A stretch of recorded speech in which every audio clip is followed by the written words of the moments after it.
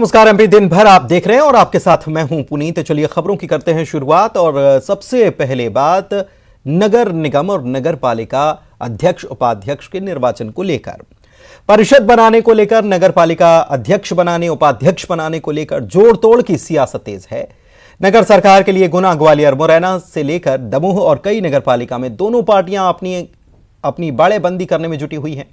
ग्वालियर में बीजेपी ने अपने 34 पार्षद दिल्ली भेजे हैं तो कांग्रेस के पार्षद राजस्थान पहुंच गए। पार्षदों की बाड़ेबंदी पर नेता प्रतिपक्ष गोविंद सिंह ने बीजेपी पर बड़ा आरोप लगाया, लेकिन विश्वास सारंग कह रहे हैं कि बीजेपी सरकार अपने पार्षदों को कहीं ले नहीं जा रही है। जीतने के बाद अगर कोई धार्मिक यात्रा पर जा रहा है तो उसमें कोई बुराई नहीं है। भारतीय जनता पार्टी ने प्रजातंत्र को धन से खरीदने का काम कर रही है। अफराद उन्होंने प्रदेश को लूटकर करोड़ों रुपए का धन जो इकट्ठा किया है, उससे मैंने जिला पंचायत के चुनाव में देखा, भिंड में 50-50 लाख तक एक सदस्य को देकर उन्हें भिंड में अपना अध्यक्ष बनवा लिया। और इसी प्रकार वो लेन देन के खरीद फरोख्त करके नगर पालिका और नगर निगमों में कब्जा करना चाहती है। भारतीय जनता पार्टी ने तो किसी को बाहर नहीं भेजा और इसमें सरकार और पार्टी कहां से आई है? यदि कोई कहीं के, मुझे तो मालूम नहीं है, इसका ज्ञान नहीं है, पर कोई व्यक्ति यदि जीतने के बाद भगवान को धन्यवाद देने मंदिर जाना चाहता है तो उसमें बुराई क्या है? ना पार्टी ने उनको भेजा है, ना सरकार ने उनको भेजा। इसमें सरकार बीच में कहां से आ गई? भारतीय जनता पार्टी एकजुट है, एक मत है और भारतीय जनता पार्टी हर चुनाव जीतती आई है। नगर निगम परिषद के चुनाव भी भाजपा जीतेगी, उसमें दिक्कत कहां है? तो मंत्री कह रहे हैं कि उनको तो किसी चीज का ज्ञान नहीं है इस प्रकार की कि कहीं कोई बाड़ेबंदी हो रही है, लेकिन अगर कोई मंदिर दर्शन करने के लिए जा रहा है तो बुराई क्या है? जबलपुर हाईकोर्ट ने पन्ना के गुन्नौर जनपद उपाध्यक्ष का चुनाव रद्द करने के मामले में पन्ना कलेक्टर को कड़ी फटकार लगाई है। कोर्ट ने कहा कि सुनवाई का मौका दिए बिना कलेक्टर ने निर्वाचन कर दिया। पन्ना कलेक्टर पॉलिटिकल एजेंट की तरह काम कर रहे हैं। कोर्ट ने पन्ना कलेक्टर संजय कुमार मिश्रा को याचिका में पक्षकार बनाने के आदेश दिए हैं। आपको बता दें कि 27 जुलाई को एक वोट से कांग्रेस समर्थित परमानंद शर्मा चुनाव जीते थे। कलेक्टर ने एक वोट रद्द कर पर्ची से भाजपा समर्थित राम शिरोमणि को विजयी घोषित किया था। माननीय न्यायालय में जो याचिकाकर्ता की ओर से याचिका ये थी कि उनका जो विधिवत चुनाव था 27/7 को हुआ था उपाध्यक्ष के पद पर जनपद पंचायत गुन्नौर में, उसको चुनाव याचिका जो है प्रतिवादी क्रमांक 3 ने लगा के और 27 तारीख को ही दाखिल की और 27 तारीख को ही ताबड़तोड़ बिना किसी पक्ष को सुने हुए कलेक्टर एवं विविध प्राधिकारी जो कि इसमें प्रतिवादी क्रमांक 1 थे, उन्होंने उसी दिन आदेश पारित करके विधिवत चुनाव को शून्य घोषित कर दिया, निरस्त कर दिया। उसके खिलाफ ये रिट याचिका दायर की गई थी। रिट याचिका में माननीय न्यायालय ने आदेश किया है कि कलेक्टर की तरफ से काफ़ी गड़बड़ियाँ से समझ में आती हैं तो उनको व्यक्तिगत रूप से इसमें हम पक्षकार बनाएं, जो कि हम लोगों ने आज कर दिया। उनको मध्य प्रदेश के 2 बड़े शहरों में आज ईओडब्ल्यू की टीम ने छापेमारी की। पहली कार्रवाई भोपाल में एक क्लर्क के घर पर हुई जहां करोड़ों का काला धन बरामद हुआ, जबकि दूसरी कार्रवाई जबलपुर में एक इंजीनियर के घर हुई। हरे पीले नोटों की ये गड्डियां पसीने की कमाई नहीं, काली कमाई की है जनाब। भोपाल में चिकित्सा शिक्षा विभाग के क्लर्क के घर ईओडब्ल्यू के छापे में जो 1 करोड़ रुपए से ज्यादा कैश बरामद हुए हैं, ये उसकी तस्वीरें हैं। ईओडब्ल्यू ने बैरागढ़ इलाके में केसरवानी नाम के इस क्लर्क के घर छापा मारा, जहां से भारी भरकम कैश मिला है। तस्वीरें भोपाल की हैं। मंत्रालय में काम करने वाले क्लर्क के घर पर छापा पड़ा है। ईओडब्ल्यू की टीम बैरागढ़ इलाके के मिनी मार्केट में क्लर्क के घर पहुंची और संपत्ति की जांच शुरू की। आय से अधिक संपत्ति के मामले में यह एक्शन लिया गया है। बताया जा रहा है कि बैरागढ़ के मिनी मार्केट इलाके में जब क्लर्क केसरवानी के घर ईओडब्ल्यू की टीम पहुंची तो उन्हें देखते ही इसके पसीने छूट गए। टीम को देखते ही कर्मचारी की तबीयत बिगड़ गई, लेकिन जांच जारी रही। अब कहा यह जा रहा है कि क्लर्क करोड़ों का आसामी है। टीम जो है अब अंदर इसी घर के अंदर जो है लगातार जांच पड़ताल कर रही है। आय से अधिक संपत्ति का ये मामला, तमाम दस्तावेजों को खंगालने का काम फिलहाल किया जा रहा है। बताया जा रहा है कि जो आय है उससे अधिक संपत्ति को जुटाने का काम कुछ ही सालों में जो है वो हीरो केसवानी ने किया था। ये आलीशान घर उनका देख सकते हैं कि किस तरीके से ये आलीशान घर बनाए गए। तो आय के जितने भी सोर्स हैं उसको खंगाला जा रहा है। तमाम दस्तावेजों को खंगालने का काम फिलहाल टीम कर रही है। जितने भी संपत्ति और दूसरे प्रॉपर्टी के दस्तावेज है उनको खंगाला जा रहा है, उनको जुटाया जा रहा है। साथ में जो भी ज्वेलरी है या दूसरे जो कागजात अभी तक मिले हैं उसके बारे में लगातार उनसे पूछताछ करने का काम ईओडब्ल्यू की टीम यहाँ पर कर रही। करीब 12 सदस्यीय ईओडब्ल्यू की टीम जो है यहाँ पर पहुंची हुई थी और लगातार कार्रवाई का सिलसिला जारी है। फोर्स को बुलाया गया, थाना पुलिस यहाँ पर तैनात है ताकि किसी तरीके की दिक्कत ना हो सके। ये आलीशान मकान से लेकर कई प्रॉपर्टी मध्य प्रदेश के कई हिस्सों में, भोपाल में भी कई जमीन और कई दस्तावेज जो प्रॉपर्टी के मिले हैं उसको लेकर अब आगे पूरी लिस्ट बनाई जा रही है और ये करोड़ों तक ये संपत्ति पहुंच सकती है और काली कमाई का एक बड़ा खुलासा राजधानी भोपाल में हुआ है। अब जरा जबलपुर की तस्वीरें देख लीजिए। बाहर पुलिस का पहरा है, अंदर छापेमारी चल रही है। ये आलीशान बंगला एक इंजीनियर का है। जितना बड़ा लोगों का बेडरूम होता होगा उतना बड़ा इस घर में बाथरूम है। ईओडब्ल्यू ने यहां आय से अधिक संपत्ति को लेकर छापा मारा। जांच में अब तक 203% आय से अधिक संपत्ति की जानकारी मिली है। गोपनीय सत्यापन में जो साक्ष्य प्राप्त हुए उसके आधार पर यह पाया गया कि इनके जो वैध स्रोत हैं आय के उसकी तुलना में 203% संपत्ति और व्यय इनके द्वारा किया गया था, जो प्रथम दृष्टया आय से अधिक संपत्ति का अपराध पाए जाने से भ्रष्टाचार निवारण अधिनियम की धाराओं के तहत इन पर प्रकरण पंजीबद्ध किया गया। अभी सर्च कार्रवाई जारी है। सर्च कार्रवाई में जो भी दस्तावेज मिलेंगे, जो भी जानकारियां मिलेंगी, उनका विश्लेषण आकलन किया जाएगा। उसके आधार पर जो है संपत्ति का निर्धारण होगा।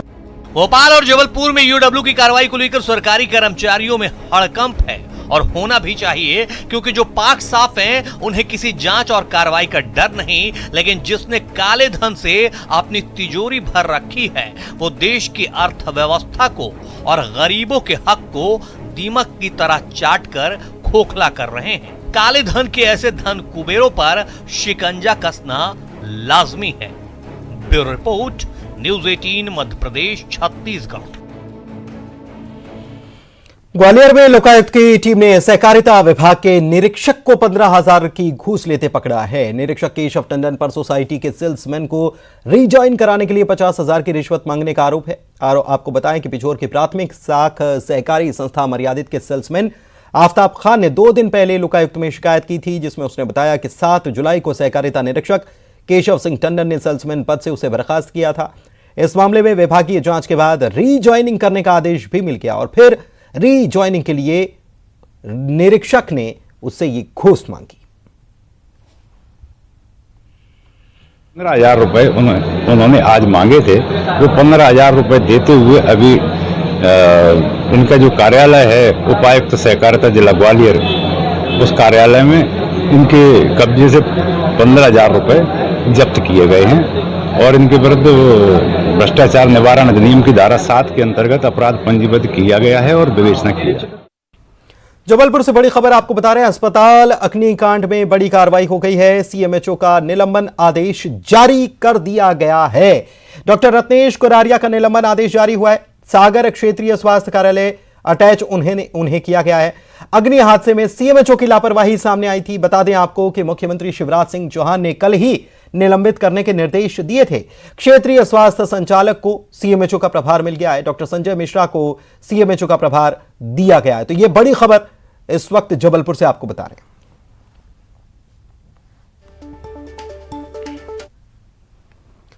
जबलपुर में new life multi speciality hospital में हुए अग्निकांड की आंच अब शहर के दूसरे निजी अस्पतालों तक पहुंचने लगी है।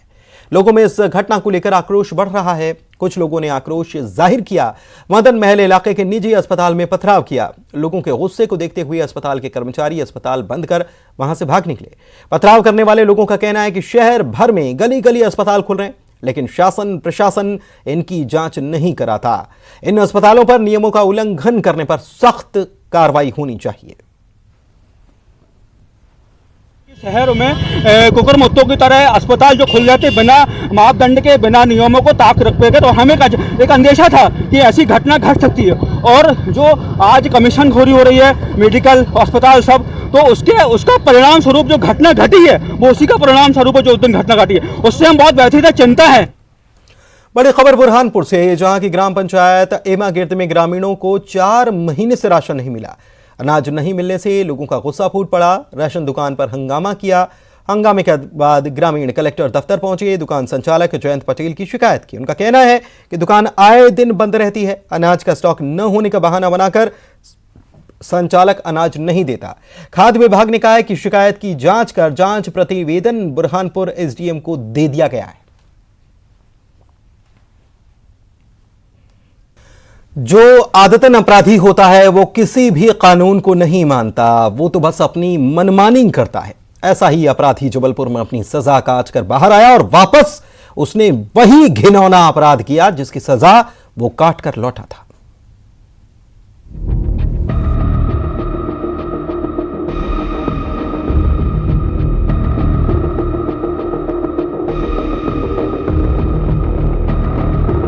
पाटन थाना क्षेत्र में एक युवती ने अपने साथ हुए सामूहिक दुष्कर्म की रिपोर्ट दर्ज कराई। ये रिपोर्ट युवती ने दूसरी बार लिखवाई थी।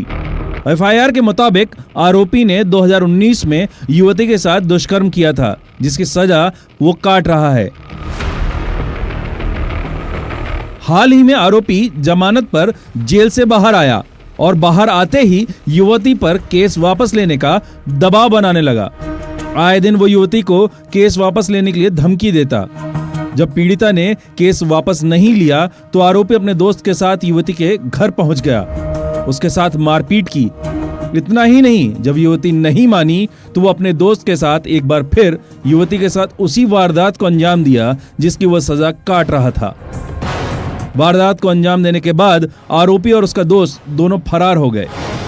एक युवती द्वारा बलात्कार की रिपोर्ट थाने पर दर्ज कराई गई है।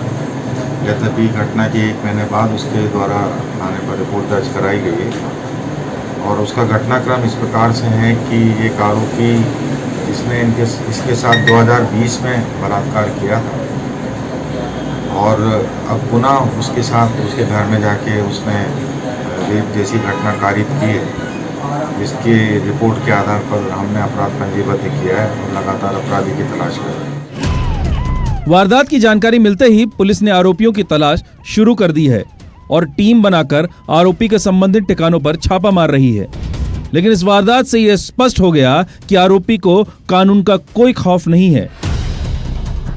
जबलपुर से पवन पटेल के साथ bureau report, news 18 Madhya Pradesh, Chhattisgarh. Mandsaur के मुंदड़ी गांव में गिट्टी क्रेशर की खदान में डूबने से 4 बच्चों की दर्दनाक मौत हो गई। इनमें एक बच्चे का आज जन्मदिन भी था और इसी का जन्मदिन मनाने के लिए 6 किशोर घर से निकले थे, लेकिन इनमें से 4 खदान के पानी में नहाने उतरे और चारों डूब गए। गोताखोरों ने चारों के शव बरामद किए हैं। 4 किशोरों की एक साथ दर्दनाक मौत होने से इलाके में मातम है। तहसीलदार ने बताया है कि शासन की तरफ से जो भी सहायता होगी वो नियम अनुसार उन्हें दी जाएगी। ग्राम मुंदड़ी में जो खदान थी उसमें पानी भरा हुआ था बारिश का, उसमें 4 बच्चे नहाने गए थे और जिनकी डूबने से मृत्यु हो गई है और उनका अभी पोस्टमार्टम करवाया जाना है और बड़ी दुखद घटना है। प्रशासन शासन की तरफ से कोई आर्थिक सहायता? इसमें RBC 6-4 के प्रावधान है जिसमें 4-4 लाख की इनके परिवार को सहायता दी जाएगी। मध्य प्रदेश के अवैध कॉलोनियों को वैध करने के सरकार के फैसले को हाईकोर्ट में फिर से चुनौती दे दी गई है। जबलपुर के नागरिक उपभोक्ता मार्गदर्शक का मंच की ओर से यह जनहित याचिका दायर की गई है। इस पर हाईकोर्ट ने सुनवाई की है और सरकार को नोटिस भी दे दिया है। 4 हफ्तों में सरकार से जवाब मांगा गया है। इस मामले की आज माननीय उच्च न्यायालय में सुनवाई हुई और उन्होंने हमारी इस जनहित याचिका को विचार करने के लिए आज एडमिट किया है और राज्य शासन से जवाब मांगा है। इस मामले में जवाब उनको जल्दी से जल्दी देने के लिए निर्देश किए हैं। हम उम्मीद करते हैं कि राज्य शासन इस मामले को गंभीरता से लेगा और हमारे याचिका में जो हमने पॉइंट्स उठाए हैं उस पर विचार करते हुए अपने इस नोटिफिकेशन को वापस ले, ताकि हमारे प्रदेश का एक बुरहानपुर के आदिवासी बाहुल्य गांव में पीएम आवास योजना के हितग्राहियों को सरकार की ओर से मिलने वाली राशि नाकाफी पड़ रही है। दरअसल निर्माण सामग्री के दाम बढ़ जाने की वजह से मकान बनाने की लागत बढ़ चुकी है। लिहाजा आदिवासी ग्रामीणों ने सीएम के नाम कलेक्टर को ज्ञापन दिया है और पीएम आवास योजना की राशि शहरी क्षेत्र की तरह बढ़ाने की मांग की है। और इसी के साथ एमपी दिन भर के इस बुलेटिन में फिलहाल इतना ही। नमस्कार।